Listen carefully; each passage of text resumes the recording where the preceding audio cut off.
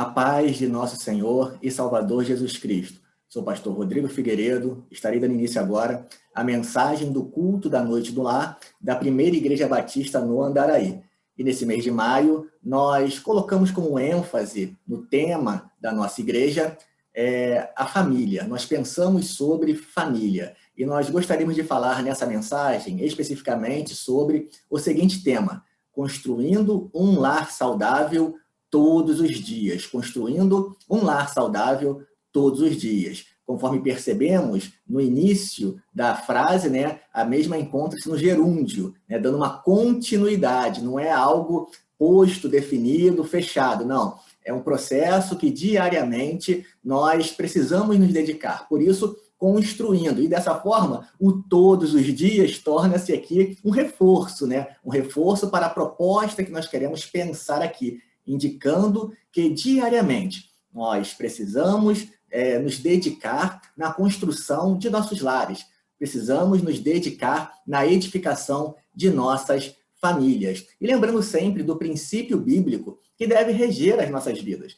Nós precisamos dar o nosso melhor, nós precisamos nos dedicar, mas em primeiro lugar, na nossa vida, tem que estar sempre a presença de Deus, a presença do Senhor. Porque se o Senhor não edificar a casa, em vão trabalham os que a edificam. Por isso, tudo aquilo que vamos colocar aqui tem por base, tem por sustentação deste edifício, desta casa, deste lar, desta família, a presença de nosso Deus, a presença de Deus na nossa família. E para pensar sobre esse tema, nós iremos ler o livro de Ruth. A leitura bíblica que dá base para a reflexão desta noite encontra-se no livro de Ruth, do capítulo 1, do verso 1 ao 22, ou seja, todo o primeiro capítulo do livro de Ruth. E assim diz a palavra de Deus: nos dias em que julgavam os juízes, houve fome na terra. Então, o livro de Ruth coloca a narrativa que vai ser desenvolvida a partir daqui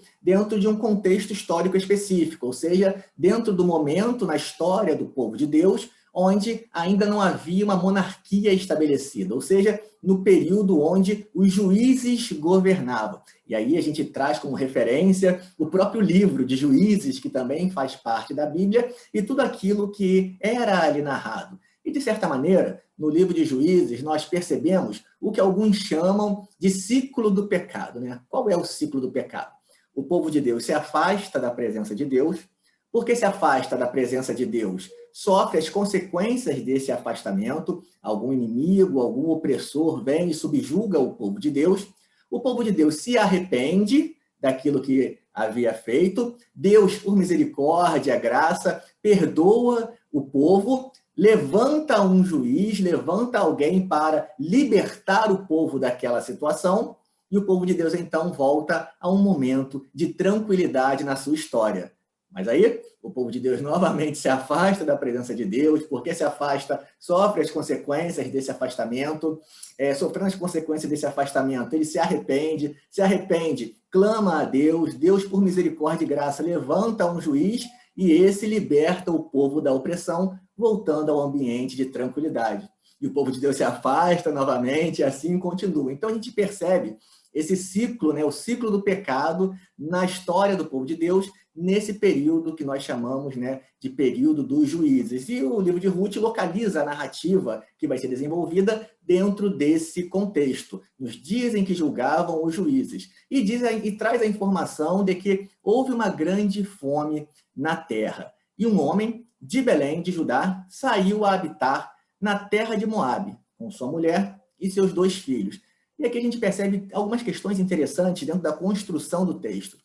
Houve fome na terra e nós percebemos aqui a localidade onde esse homem e sua família moravam, Belém. E a palavra Belém, se nós fôssemos traduzir para o português, já que Belém é uma transliteração do hebraico para o português, se nós fôssemos traduzir para o português, Belém significa a casa do pão. E olha só que questão contraditória, uma dimensão teológica aqui que o texto está apresentando. Houve fome na casa do pão. Então, o lugar que deveria ser um lugar de provisão, de sustento, de alimento, passou por escassez.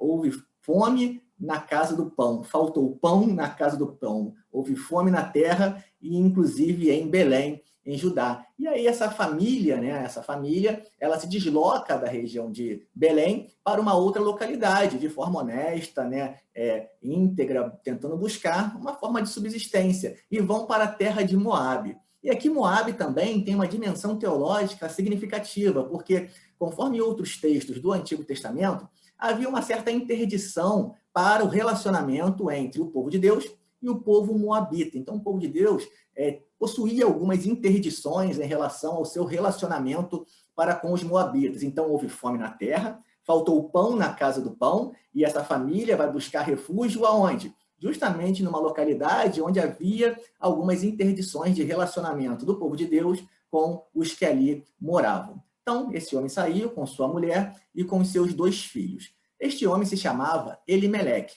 e sua mulher, Noemi. Os filhos se chamavam Malom e Quilion, efrateus, de Belém de Judá.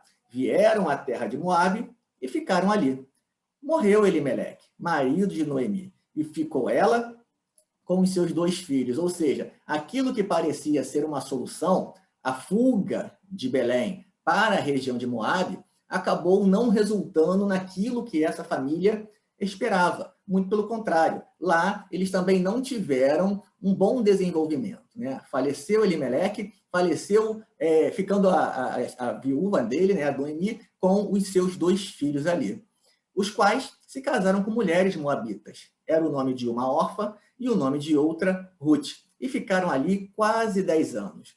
Morreram também ambos, Malom e Quilion. Então perceba, a saída, a fuga de Belém não solucionou os problemas dessa família. Ao contrário, a fuga agravou ainda mais os problemas dessa família, já que na terra de Moabe faleceu o marido, faleceu também os 2 filhos. E agora, essa mulher, Noemi, além de ser viúva, o que possuía as suas dificuldades à época, ainda tinha consigo 2 outras mulheres, Ficou ela, então, desamparada dos seus filhos, tendo ainda as esposas de seus filhos para ela cuidar. Que situação difícil, Então, fugiram da fome, saíram da casa do pão, buscaram refúgio em Moabe e, mesmo assim, não solucionou o problema que a família estava passando. E, a partir desse trecho inicial, eu gostaria de trazer um primeiro ponto para a nossa mensagem nessa noite, para construirmos um lar saudável todos os dias. Em primeiro lugar, não podemos fugir dos problemas. Na imagem aqui que eu trago, você tem uma pessoa ali correndo desesperadamente, buscando uma luz no final do túnel. Mas, às vezes, a fuga do problema não é a melhor solução. Ao contrário, a melhor solução é solucionarmos o problema que estamos atravessando. A melhor forma é o diálogo, é a conversa, é buscarmos entender uma melhor maneira de lidarmos e elaborarmos as questões que se apresentam diante da nossa vida. Conforme nós pontuamos no início, teologicamente, o texto insere a narrativa de Ruth dentro do contexto do livro dos Juízes, onde existe o ciclo do pecado. Ou seja, o povo faz algo de errado, se afasta da presença de Deus, sofre as consequências desse afastamento, pede perdão, Deus, por misericórdia, aceita o perdão, levanta um juiz, um resgatador, um libertador, que então estabelece um novo momento de paz. Quem sabe, a melhor coisa, teologicamente no texto, que poderia ter sido feita, era o povo buscar a presença de Deus, para que aquela realidade que estava sendo atravessada fosse então modificada. Contudo, nós percebemos a família de Elimeleque saindo, fugindo, como se isso fosse solucionar. E nessa fuga, a luz no fim do túnel era justamente uma localidade que havia uma interdição dentro do relacionamento do povo de Deus para com esse povo. Então a gente percebe que o fugir do problema não resolveu nada. E às vezes nós também fazemos assim. A gente acha que fugir do problema vai nos ajudar a solucionar o problema. E isso não acontece.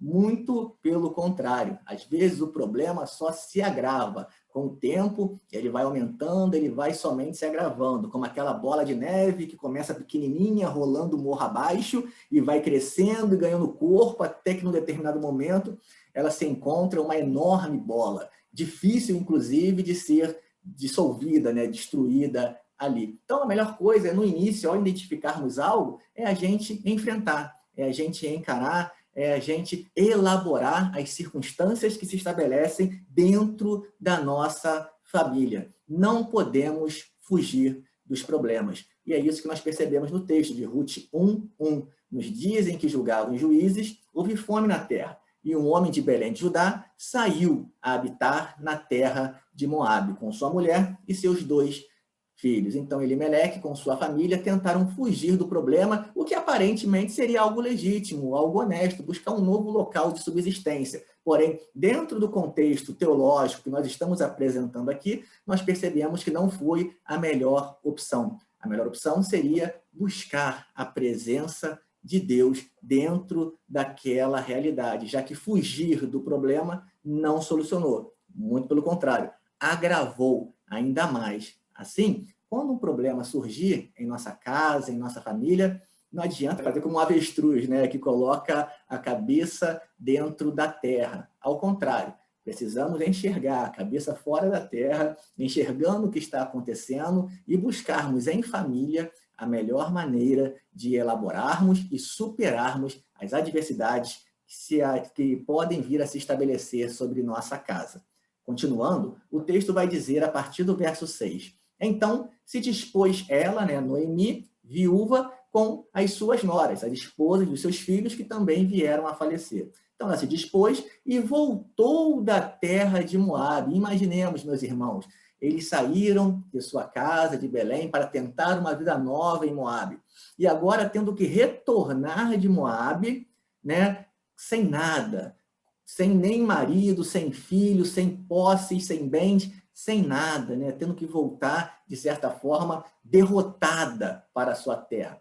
Isso é algo difícil, a gente admitir que errou, que tomou uma decisão errada, que deu um passo num momento equivocado de nossas vidas. E voltarmos ao local de origem, isso é muito difícil, isso é muito doloroso.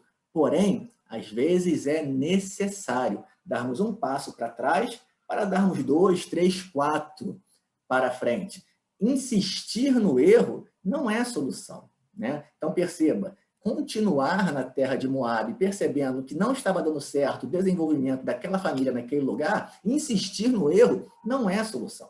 Às vezes, nós insistimos muito no erro porque não queremos dar o braço a torcer, faz parte da nossa natureza. A gente não quer dar o braço a torcer, a gente não quer voltar atrás e recomeçar de uma forma correta. Noemi teve essa humildade de dar um passo para trás. Ela voltou, então, da terra de Moabe. Porquanto, nesta, ouviu que o Senhor se lembrara do seu povo, dando-lhe pão. Então, houve fome, inclusive na casa do pão, inclusive em Belém, por isso eles saíram, fugiram para Moabe. Porém, dentro daquela dimensão do ciclo do pecado, o povo voltou a ter pão, né? Deus deu o pão novamente em Belém. Deus deu o pão novamente na casa do pão. E Noemi, ouvindo isso, o que ela fez? Ela continuou, não, eu vou continuar em Moabe, não quero saber. Não, ela não fez isso. O que ela fez? Ela deu um passo atrás, ela reconheceu, ela foi humilde. E ela voltou de Moabe para Belém. Voltou de Moabe para a casa do pão, porque o Senhor se lembrou do seu povo, dando-lhe o pão. Saiu, pois, ela com suas 2 noras do lugar onde estiveram, e indo elas caminhando de volta para a terra de Judá, disse-lhes Noemi, ide, voltai cada uma à casa de sua mãe, e o Senhor use convosco de benevolência, como vós usastes com os que morreram e comigo. Então, Noemi, de alguma forma, tenta dispensar as suas noras para que elas toquem a vida delas, para que elas sigam o caminho delas, já que ela está retornando para a sua terra com uma mão na frente, outra atrás, sem nada, humilhada, sem o seu marido, sem os seus filhos, sem bens, ou seja, está tentando recomeçar a vida e possibilitou também para que essas 2 mulheres tivessem a mesma oportunidade de voltar para a sua terra e também recomeçar a sua vida. E o verso 9 vai dizer, o Senhor vos dê que sejais felizes, cada uma em casa de seu marido. E beijou-as, então dispensou as suas noras. E nesse trecho que nós acabamos de ler, eu gostaria de destacar o segundo ponto da nossa mensagem, que para construirmos um lar saudável todos os dias, Precisamos nos permitir recomeçar. O recomeço faz parte de nossas vidas. O problema é que, às vezes, nós é que não nos permitimos aproveitar as possibilidades de recomeço que a vida nos oferece. Vejam nessa imagem um solo seco, árido, e mesmo assim uma flor, uma planta nasce, né? A vida consegue enxergar espaços de desdobramentos de existência onde às vezes nós não imaginamos. Sempre há tempo para um recomeço na nossa existência. Então precisamos nos permitir, sim, recomeçar. E o texto que eu gostaria de destacar é o versículo 6, quando diz: então se dispôs ela, Noemi, com as suas noras, e voltou da terra de Moabe, porque nesta ouviu que o Senhor se lembrou do seu povo, dando-lhe pão. Voltou a ter pão na casa de pão, e Noemi teve a humildade de reconhecer que era necessário dar um passo atrás, voltar, recomeçar a sua vida. E às vezes em nossos lares, em nossas famílias, nós não nos permitimos esse recomeço nos nossos relacionamentos. Continuamos insistindo em algo que não está dando certo. Precisamos, assim, ter maturidade para enxergar a questão da melhor maneira. E precisamos ter também humildade para ouvir aqueles que fazem parte do nosso lar, nosso marido, nossa esposa, nossos filhos, nossos pais, e assim enxergarmos o melhor caminho. E às vezes dar um passo atrás e recomeçar algo é importante para que a gente trilhe a nossa vida nos caminhos do Senhor.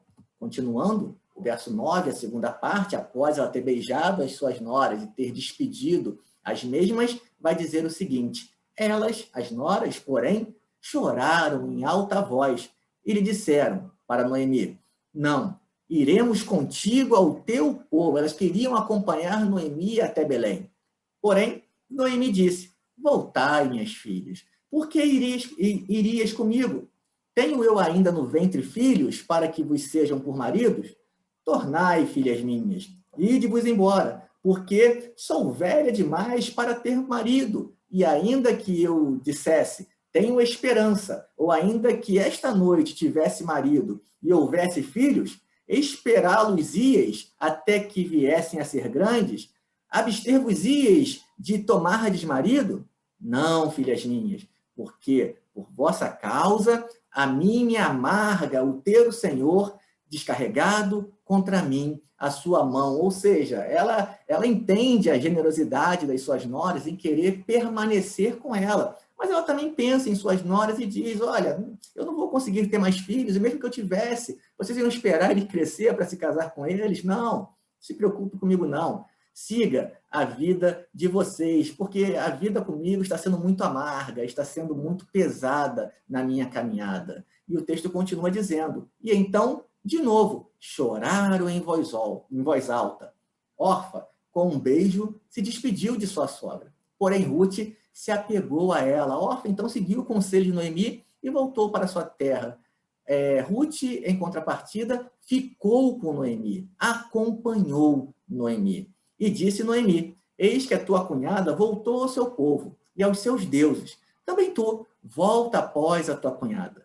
Disse, porém, Ruth: não me instes para que te deixe e me obrigue a não seguir-te, porque aonde quer que fores, irei eu. E onde quer que pousares, ali pousarei eu. O teu povo é o meu povo, e o teu Deus é o meu Deus. Onde quer que morreres, morrerei eu, e aí serei sepultada. Faça-me o Senhor o que bem lhe aprouver, se outra coisa que não seja a morte me separar de ti. Que fala forte, né, da Ruth, indicando o seu companheirismo, a sua presença, o seu amor para com Noemi. E nesse trecho eu percebo algo também importante nas nossas vidas, importante nas nossas famílias, inclusive quando passamos por momentos de crise, por momentos de dificuldade, como esse que nós estamos passando, de uma pandemia que tem assolado a nossa sociedade, que para construirmos um lar saudável todos os dias, precisamos ser leais e suportarmos juntos as adversidades. nesse momento de pandemia, onde nós estamos passando por dificuldades econômicas, dificuldades por falta de emprego, dificuldades de saúde, quem sabe até por alguém de nossa família que pode vir a falecer por conta dessa doença ou de outras, nesse momento tão difícil de adversidades que atravessamos enquanto sociedade e enquanto família. Precisamos ser leais uns aos outros e suportarmos as adversidades juntos. Nessa imagem, nós temos aqui uma família embaixo de um guarda-chuva, né? Como se a chuva estivesse vindo sobre eles e eles, ao invés de brigar para ver quem fica com o guarda-chuva, quem não fica, não se unem, se fortalecem, se aconchegam uns nos outros para que o guarda-chuva dê conta de protegê-los da chuva, da adversidade que está se aproximando. E assim também tem que ser conosco, como foi com Ruth e com Noemi. Quando então Ruth disse para Noemi que para onde Noemi fosse, ela iria, ela estaria junta, ela estaria próximo, passando pelas dificuldades junto com Noemi. Olha só o que diz o texto. Disse, porém, Ruth, não me enches para que te deixe e me obrigue a não seguir-te, porque aonde quer que fores, irei eu, e onde quer que pousares, ali pousarei eu. O teu povo é o meu povo, o teu Deus é o meu Deus. Onde quer que morreres, morrerei eu, e aí serei sepultada. Faça-me o Senhor o que bem lhe aprouver, se outra coisa que não seja a morte vier a me separar de ti. Precisamos estar juntos enquanto família para atravessarmos essa adversidade e construirmos um lar saudável todos os dias. Continuando, o texto vai dizer, a partir do verso 18, que vendo, pois, Noemi, que de todo estava resolvida Ruth, né, a acompanhá-la, deixou de insistir com ela. Então, ambas se foram, até que chegaram a Belém, até que chegaram à casa do pão.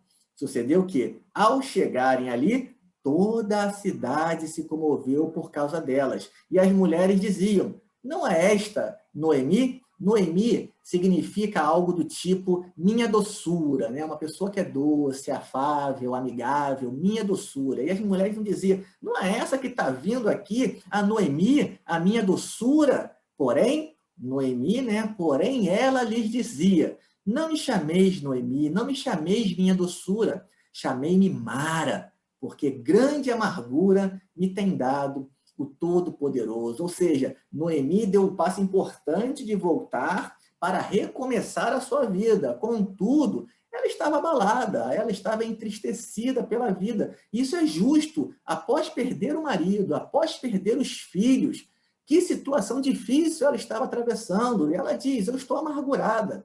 Eu não sou a mesma Noemi que saiu daqui, eu sou outra Noemi. Eu sou Mara, me chamem de Mara, porque a vida tem me tornado amarga, tem sido dura, tem sido difícil para mim. E às vezes nós também, na nossa caminhada, enquanto família, devido aos problemas, às dificuldades, às frustrações, às decepções, nós também perdemos um pouco da ternura. E nós precisamos da ternura na nossa caminhada, nós precisamos dessa doçura na nossa caminhada para que a vida tenha, então, consistência e vale a pena ser vivida. Quão ruim é uma vida amargurada, quão ruim é uma vida que não enxerga a luz, só enxerga a escuridão.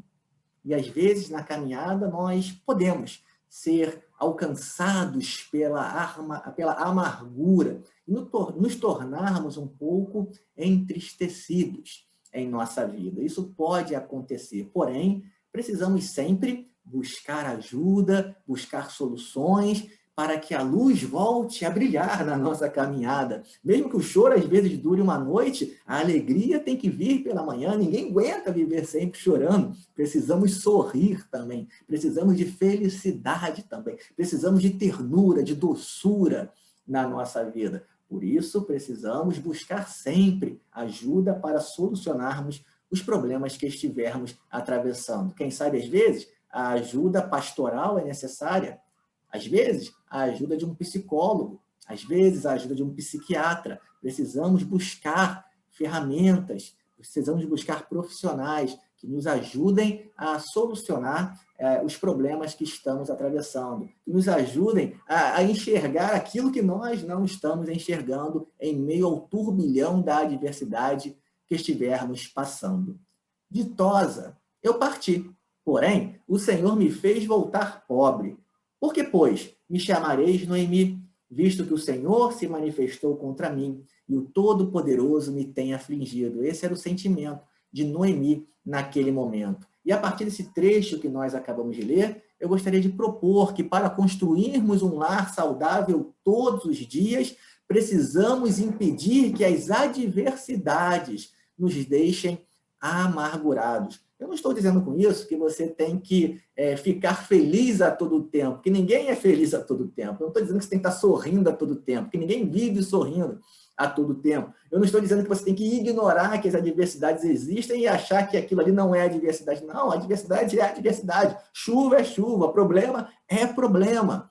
E a gente precisa encarar de forma realista o que está ocorrendo. O que estamos propondo aqui é que a gente não pode permitir que essas adversidades venham a corroer o nosso interior, venham a escurecer o nosso coração, a nossa mente e impossibilitar uma caminhada de saída dessa situação. E quem sabe, às vezes, a partir desse entristecimento nosso interior, a gente pode também impedir os nossos relacionamentos com aqueles que estão ao nosso redor. Por quê? Porque nos tornamos pessoas tão difíceis, tão amarguradas, que aqueles que estão ao nosso redor sofrem também por conta deste nosso sentimento. Então, o que estamos propondo aqui não é fingir que não existe o problema. O que estamos dizendo é que, enxergando o problema, que não permitamos que o mesmo venha a transformar o nosso interior. Precisamos impedir que as adversidades nos deixem amargurados. Nessa imagem, para uma pessoa, né, correndo num campo, com balões coloridos, num dia ensolarado, um dia bonito, mas essa pessoa também encontra dias de chuvas. Essa pessoa também encontra pedras no meio do caminho. Os balões estouram na caminhada, né? E assim faz parte da nossa vida. Não podemos permitir que as adversidades nos deixem amargurados. E o texto que nós destacamos é esse, quando Noemi, ela voltando, retornando, ela traz essa fala forte em relação ao seu sentimento. Né? Não me chameis de Noemi, né? Não me chameis de minha doçura, chamei-me de Mara, porque grande amargura, ela estava amargurada.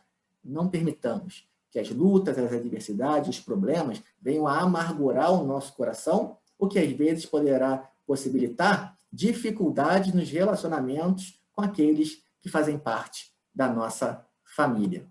Por fim, o texto continua dizendo, verso 22, assim voltou Noemi da terra de Moabe com Ruth, sua nora, a Moabita, e chegaram a Belém, no princípio da cega da cevada. Então, perceba, o capítulo de número 1 do livro de Ruth começa dizendo que houve fome e termina dizendo que houve colheita, o princípio da cega da cevada. Faltou pão na casa do pão, voltou a ter pão na casa do pão. Isso nos mostra uma questão interessante, que Deus cuida da história do seu povo, independente dos momentos felizes ou independente dos momentos mais tristes. Deus continua sendo o Senhor da história. Deus continua sendo o Senhor da sua, da minha, da nossa vida. O Senhor da nossa família. Por isso, para que venhamos a construir um lar saudável todos os dias, precisamos crer que Deus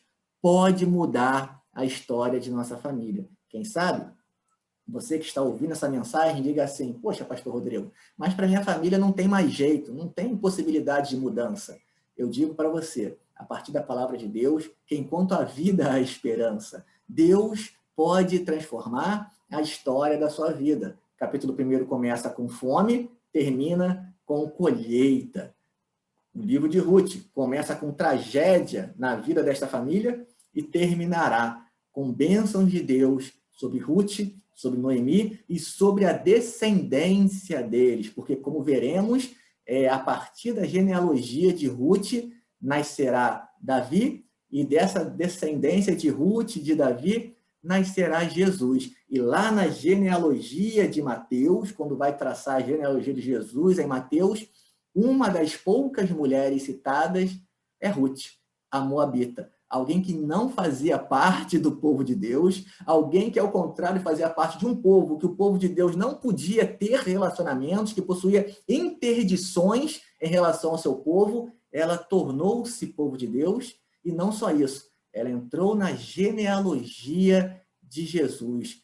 Deus conduz a história de nossas vidas. Deus pode mudar a sua história, a história da sua família. E o texto que eu destaco é o versículo de número 22, quando diz que assim voltou Noemi da terra de Moabe, com Rute, sua nora, a Moabita, e chegaram a Belém no princípio da cega da cevada. Começou o capítulo 1 com fome, termina com colheita. E assim também pode ser a sua história, meu irmão, minha irmã. Assim também pode ser a história da sua família. Quem sabe agora, você pode estar passando por uma escassez financeira, emocional, enfim.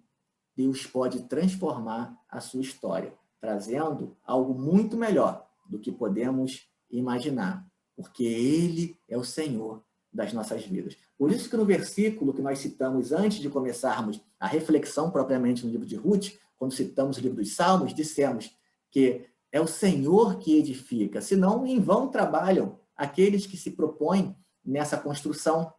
Citamos aqui vários pontos para você perceber na sua vida e você se dedicar nessa caminhada. Porém, no último, nós reforçamos algo que deve ser o fundamental, o alicerce, o mesmo que começamos. O Senhor tem que estar na base da nossa vida, porque o Senhor, Ele pode mudar a história da sua vida.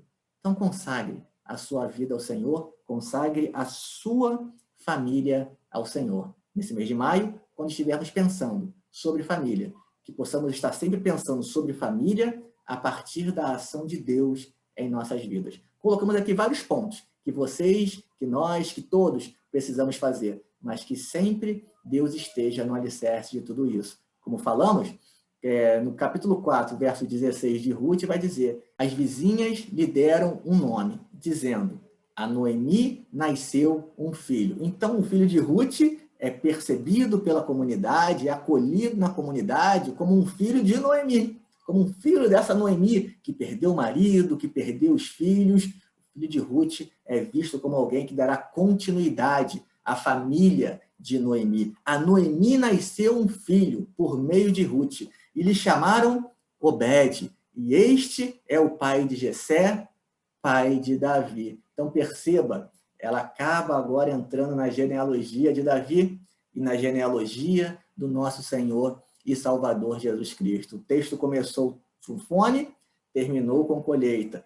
O texto começou com morte e termina com vida. E mais do que isso, com vida que gerará vida até a vinda daquele que dará a verdadeira vida, Jesus Cristo, nosso Senhor e nosso Salvador. E assim a gente encerra a mensagem de hoje, pensando sobre o tema para construirmos um lar saudável todos os dias. E para construirmos um lar saudável todos os dias, não podemos fugir dos problemas. Precisamos nos permitir recomeçar. Precisamos ser leais e suportarmos as adversidades juntos. Precisamos impedir que as adversidades nos deixem amargurados. E, por fim, precisamos crer que Deus pode mudar a história da nossa família. Assim, eu convido você nesse momento em que estamos encerrando a mensagem, que faça uma oração e consagre a sua família ao Senhor. Santo Deus, nosso Pai, somos gratos a Ti, Deus, pela Tua palavra que fala aos nossos corações. E nesse mês de maio, Senhor, onde a Tua igreja coloca como foco o tema da família, Deus, que possamos construir, Senhor, lares saudáveis, famílias saudáveis, todos os dias. Que a cada dia, cada um possa se dedicar, cada um de nós, Senhor, possa se dedicar na construção de nossa casa, na construção de nossas famílias, na construção de nossos lares, sendo cada um de nós, Senhor, bons pais, bons maridos, boas mães, bons filhos. Abençoa-nos, Senhor, nessa caminhada. E que em nossas ações nós possamos refletir a Tua luz, nós possamos refletir o Teu reino também em nossa família. Nosso primeiro local de evangelização, o nosso primeiro campo missionário. Abençoa-nos, Senhor, guarda-nos, porque se o Senhor não edificar a nossa casa, em vão será o nosso trabalho. Por isso, nós colocamos o Senhor no centro, nós colocamos o Senhor em primeiro lugar, como a sustentação de nossa casa, de nosso lar, de nossa família. Fica conosco, guarda-nos e livra-nos de todo mal. É a oração que fazemos em nome de Jesus. Amém e amém. Que Deus a todos abençoe, fique na paz e até o nosso próximo culto da noite no lar da Primeira Igreja Batista no Andaraí.